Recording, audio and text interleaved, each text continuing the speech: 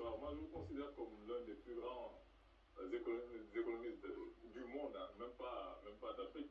C'est vrai, et je le dis comme je le pense. Peut-être que des gens gagneraient à mieux vous connaître et à vous lire et à vous écouter. Cet ouvrage, comme je l'ai dit tout à l'heure, c'est un ouvrage assez culte. C'est vrai qui nous parle du franc CFA, comme on ne le comprend pas beaucoup, malheureusement. On en parle beaucoup et de manière cyclique, mais à chaque fois, on voit qu'à un moment donné, bon, les gens ne sont pas très convaincus. J'ai l'impression qu'on a peut-être un déficit ou de connaissances ou d'informations. C'est pour ça qu'à chaque fois qu'on en parle, à un moment donné, on a l'impression que les dirigeants, les politiques ne sont pas très convaincus. Est-ce que vous avez voulu essayer à travers cet ouvrage de leur expliquer vraiment ce qui se passe? En tout cas, merci déjà pour votre invitation. C'est un plaisir d'être là parmi vous, avec Mme Khan, mon jeune frère. À travers cet ouvrage, nous avons vraiment voulu, Fanny Pigeot et moi, vraiment démystifier en fait, la compréhension des phénomènes monétaires, et en particulier le franc CFA. Parce que souvent les gens pensent qu'en fait, la monnaie c'est quelque chose de très difficile, c'est ésotérique. On dit c'est complexe. C'est complexe. Il ne faut pas trop en parler parce que même voilà, ça peut donner un mauvais signal aux investisseurs. Donc c'est très complexe, laissez ça aux spécialistes. Mais la question c'est qui sont les spécialistes? Et généralement ceux qu'on nomme spécialistes, eux-mêmes ne comprennent rien à la monnaie. Absolument. Et donc nous avons voulu montrer qu'en fait, n'importe qui peut comprendre. Absolument. Donc on a essayé de faire un travail très pédagogique pour même expliquer les concepts les plus simples. Parfois, moi-même, bon, il y a des concepts qui me semblent évidents comme taux de change. Non, il faut expliquer c'est quoi le taux de change pour que tout le monde puisse comprendre, etc.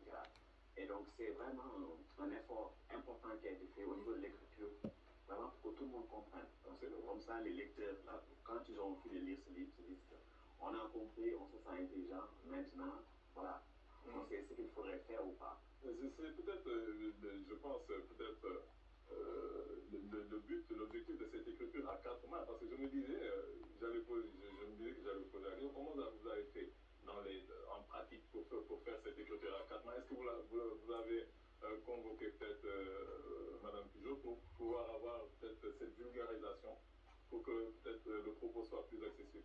En fait, il avait déjà travaillé sur le franc CFA, il avait fait une série d'interviews sur le franc CFA avec Mediapart qui avait très bien marché.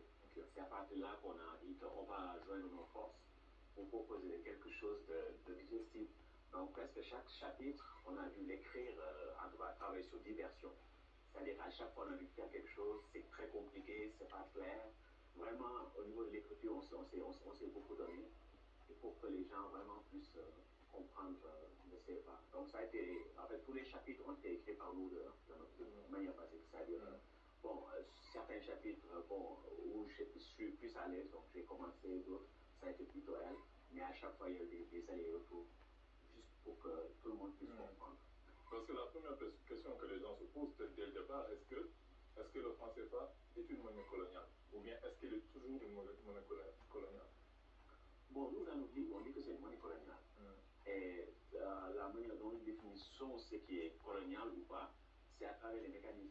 Parce que le franc CFA a été créé en 1945, 26 décembre 1945, donc au lendemain de la Deuxième Guerre mondiale, contexte où l'économie française était détruite et devait être reconstruite.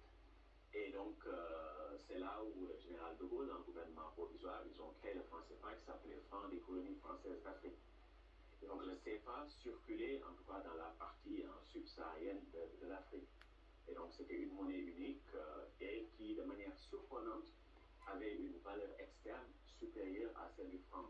C'est-à-dire que quand le CFA a été créé, un CFA s'échangeait contre 1,70 francs français. Et en 1948, un CFA était égal à 2 francs français. Ce n'était pas le cas en tout cas du côté de l'Empire britannique. Parce que, en fait, en tout cas, l'Angleterre avait donné une parité, en tout cas, plus en phase avec les fondamentaux économiques de ses colonies en Afrique, etc. Mais la France a fait ça d'une certaine manière pour, en tout cas, récupérer les parts de marché qu'elle avait perdues durant la guerre auprès de ses anciennes colonies, mais également pour avoir accès à des marchés captifs, etc. Donc, on peut pas comprendre le franc CFA en tout cas sans le contexte de la Deuxième Guerre mondiale, où la France était détruite et avait besoin en tout cas de se reconstruire et avoir accès à des marchés captifs, à acheter des matières premières dans sa propre monnaie, etc. Et aussi avoir un peu d'indépendance économique par rapport aux États-Unis. Absolument. Et vous nous expliquez que l'acronyme CFA, c'est-à-dire que c'est un système en fait.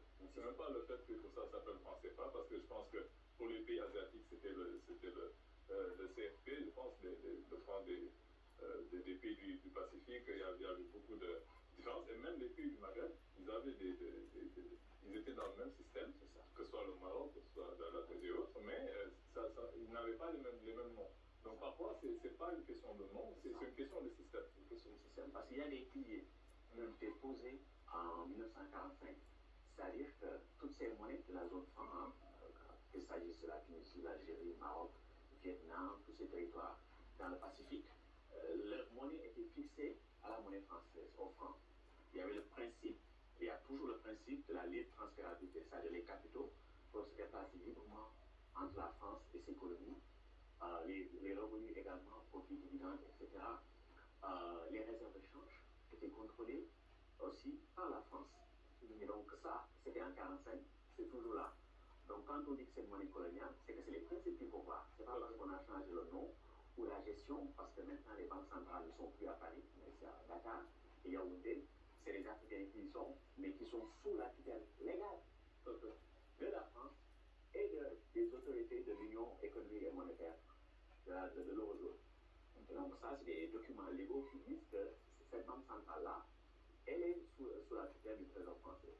Et d'une certaine manière, pour voir en tout cas le caractère colonial, c'est que quand un pays est en difficulté avec la France, ou quand il y a des dirigeants qui veulent avoir un peu plus de souveraineté vis-à-vis de la France peut utiliser le système CFA à travers la Banque centrale. Par exemple, Côte d'Ivoire en 2011, sous Gbagbo, quand il y a eu conflit électoral entre Ouattara et Gbagbo, Mali en 2022 et Niger depuis juillet 2023. La France a utilisé la BCEAO, Banque centrale de l'Ouest, pour leur dire mais bon, il faut prévenir, enfin, il faut empêcher ces gouvernements d'avoir accès à leur propre compte. C'est-à-dire que la Banque centrale est censée être la banque du gouvernement. Et le gouvernement n'a plus accès à ses propres comptes. Donc nous donnons ce droit-là à la France de piloter notre système monétaire et de sanctionner directement nos gouvernements. Absolument. Donc c'est un système colonial. Absolument. Et peut-être juste deux questions, parce que je sais que mes deux ou bien une seule question, mes camarades ont beaucoup de choses à dire. C'est d'abord par rapport à l'argument vraiment massue que les gens donnent toujours, c'est la garantie. Que voilà, c'est une monnaie qui est garantie par la France. Et nous, qui sommes peut-être plus aussi jeunes que ça, on se rappelle de 1994 comme si c'était hier. Ça fait quand même 30 ans, mais la dévaluation, moi je me rappelle comme si c'était hier. Et la question que peut-être certains profanes ou même certaines personnes plus averties sont posées, c'est si la France doit garantir la monnaie, pourquoi elle n'actionne pas la monnaie au moment où le franc CFA doit être dévalué? Si j'ai bien compris le processus de la garantie, on se dit, mais pourquoi la France n'a pas garanti? En fait, cette notion de garantie, elle est même à interroger parce que c'est une arnaque au plan intellectuel et politique. Parce que souvent, comme on est dans une forme d'aliénation culturelle, il faut le dire, les gens, en tout cas en Afrique francophone, pensent qu'une monnaie doit être garantie. En fait, il n'y a pas de garantie à une monnaie. Ce qu'il y a, c'est est-ce que vous avez un État qui est viable sur le plan politique et économique? Si cet État est viable sur le plan politique et économique, c'est-à-dire, bon, je n'ai pas la monnaie. Mais si un État n'est pas viable, politiquement ou économiquement, cet État ne doit pas avoir de monnaie. Donc, il n'y a pas de garantie. La seule garantie qui existe pour une monnaie, c'est la viabilité de l'État. Et donc, qu'est-ce que dit la France? Par exemple, la France dit, moi je suis votre banquier, le Trésor français, le gouvernement, le ministère des Finances français.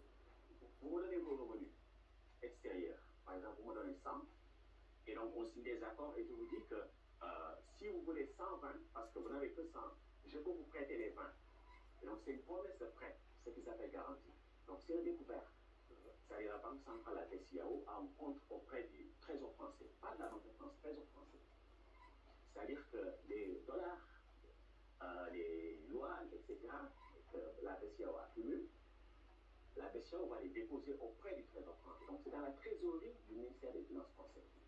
Et donc à partir de on signe des accords pour vous dire que si vous consommez jusqu'à 80, après il faut serrer la ceinture.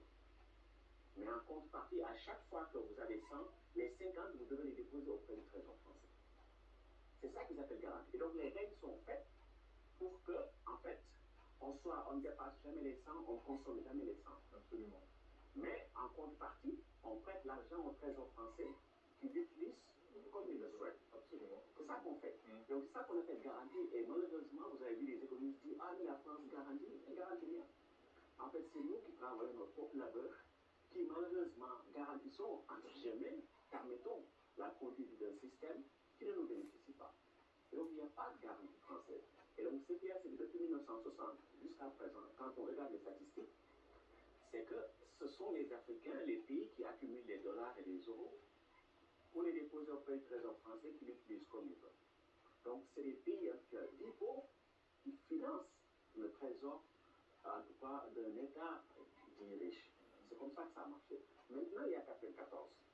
Parce que là, effectivement, la France veut plus se dire je peux vous prêter les francs français dont vous avez besoin pour qu'on ne dévalue pas de 50% le franc CFA vis-à-vis du franc français.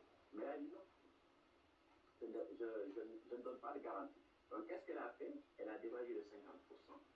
Et donc, quand la France dévalue de 50%, ça veut dire que maintenant, en fait, on a beaucoup de réserves par rapport